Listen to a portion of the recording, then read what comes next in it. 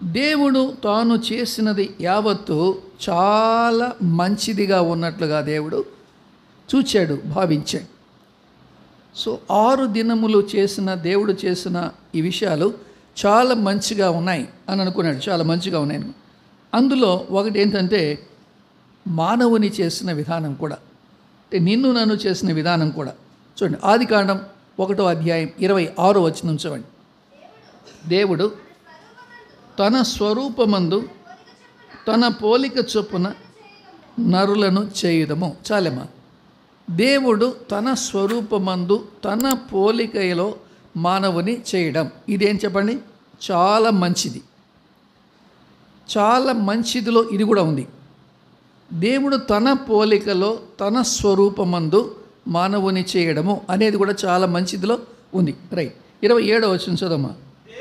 దేవుడు తన స్వరూపమందు నరుని సృజించను, దేవుని స్వరూపమందు వారిని సృజించను, స్త్రీనిగాను పురుషునిగాను వారిని సృజించను. చూడండి, ఇక్కడ గమనం చేయండి.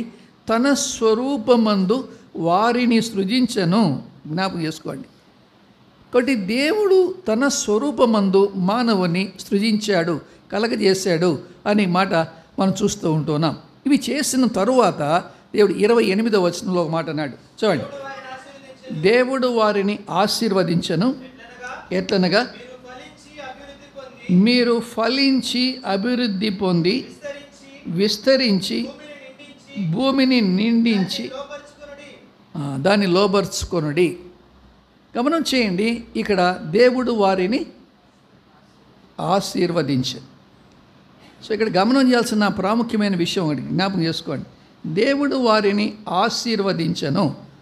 ఇందులో సంపూర్ణమైన దేవుని ఆశీర్వాదం ఉంది. అంటే ఇంగ్లీష్లో ఆశీర్వాదము లేకపోతే ఏమిటంటే దాన్ని బ్లెస్సింగ్ అంటాం, అంతే కదా. బ్లెస్సింగ్, మనం అందరం కూడా బ్లెస్సింగ్ను కోరుకుంటూనే ఉంటాం. కోరుకున్న వాళ్ళు ఎవరైనా ఉన్నారమ్మా? ఎవరు? అందరికీ బ్లెస్సింగ్. బ్లెస్ అనేటువంటి దీంట్లో సంపూర్ణమైన ఆశీర్వాదం ఉంది. కానీ ఆశీర్వాదం అని చెప్పుకుంటున్నామే కానీ ఆశీర్వాదం యొక్క లోతు మనకు అర్థం కాల. ఆశీర్వాదం యొక్క లోతు ఏంటో మనకు అర్థం కాదు. ఇప్పుడు చూడండి, బ్లెస్ అనే మాట, బ్లెస్, మీలో చాలామంది బ్లెస్సీలు ఉన్నారేమో, నాకు తెలియదు, ఉంటే ఉండొచ్చు. కానీ బ్లెస్ అనేటువంటి ఈ యొక్క పదములో BLESS, బ్లెస్, అవునా కదా? చెప్పండి. BLESS, bless. దీంట్లో అర్థమైందా? ఎన్ని అక్షరాలు ఉన్నాయి? 5 అక్షరాలు ఉన్నాయి. ఈ 5 అక్షరాలు 5 అద్భుతమైనటువంటి ఆశీర్వాదాన్ని చూపిస్తున్నాయి. 5 అద్భుతమైన ఆశీర్వాదాలను చూపిస్తున్నాయి. వీటిల్లో మనం ఏదో ఒకదాని కలిగి గొప్ప ఆశీర్వాదం అనుకుంటూ ఉన్నాం. కానీ దేవుడు సంపూర్ణమైన, పరిపూర్ణమైన, సమృద్ధి అయిన ఆశీర్వాదాన్ని ఆయన ఎప్పుడు ఇస్తాడు. గుర్తుపెట్టుకోండి, మన ఆశీర్వాదం ఎప్పుడు కొరతగానే ఉంటుంది, కొంచెం కొంచెంగానే ఉంటుంది, లిమిట్గానే ఉంటుంది, అయిపోతూ ఉంటుంది, కొదువ ఉంటుంది. కానీ దేవుడిచ్చిన దానికి ఏముండదు చెప్పండి, కొరత అనేది ఉండదు. అందుకని రాశాడు, అక్కడ రాశాడు. ఏం రాశాడు చెప్పండి? తిరిగి వర్షం వచ్చేంత వరకు చెప్పండి, తొట్టిలో పిండి అయిపోలేదు, బుడ్డిలో అయిపోయిందా?